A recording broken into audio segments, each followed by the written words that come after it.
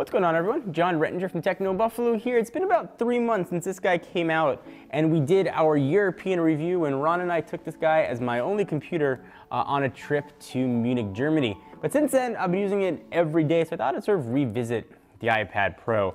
Our initial review, I guess spoiler alert, was it ain't all that, and it's certainly not all that, plus like a side delicious bag of chips. It was just a giant iPad. In a lot of ways, that opinion is still the same.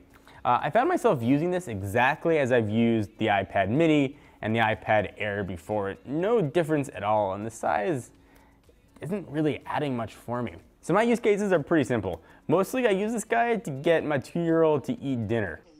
We'll watch a little Nemo and I'll just shove food in his mouth while he's distracted. I'll watch videos at night with it. I find myself not using it to type emails, not using it as a work device at all, despite the type cover, which I still find expensive and still find hard to use, hard to navigate, and makes me mad that it does not have a home button on it. Cannot figure out why Apple would do that. And not to mention, the design on it and how it folds is asinine and ridiculous. A few things that I do like about it though, I think the speakers are still absolutely awesome. I think the speakers are some of the best I've heard on a tablet. From a spec standpoint, it's still very quick for an iPad. It's a big caveat. It boots up fast, it multitasks well, but no real difference when you're actually using it versus the current gen iPad Air or even the current gen iPad mini. All you are getting with the Pro is a better screen and a bigger iPad.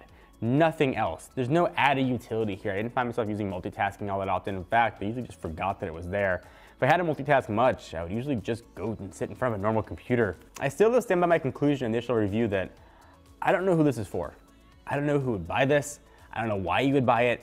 And I cannot for the life of me figure out why Apple would even call it an iPad Pro. There's very little pro about it. Granted, you can get a pencil, and the pencil does work well. It's probably the best stylus device I've ever used. But caveat here is I don't find myself hardly ever using it at all. Sometimes it's a companion device at home when I'm sitting in front of my Surface Pro 4 doing work, and I'll use this to maybe put some notes down next to me, but that's really it. If you use a tablet passively for just watching movies and consuming content, I don't know why you want to spend the money on an iPad Pro versus a much less expensive either iPad or just plethorous Android options. What do you guys think though? Have you picked up an iPad Pro? You've been looking at one at the store, you've been checking out your friends. I would like to know who this is for. If this is for you, I'm not trying to be judgy. Tell me why. Tell me what about this is for you and why it's a perfect tablet. And maybe we could have a discussion on it. Maybe you can help change my mind. Give the video a thumbs up. We always appreciate it. It's a button that looks like this down below. Until next time, I'm John Rettinger from TechnoBuffalo. Talk to you next video. Can you say John Rettinger from TechnoBuffalo here? TechnoBuffalo here.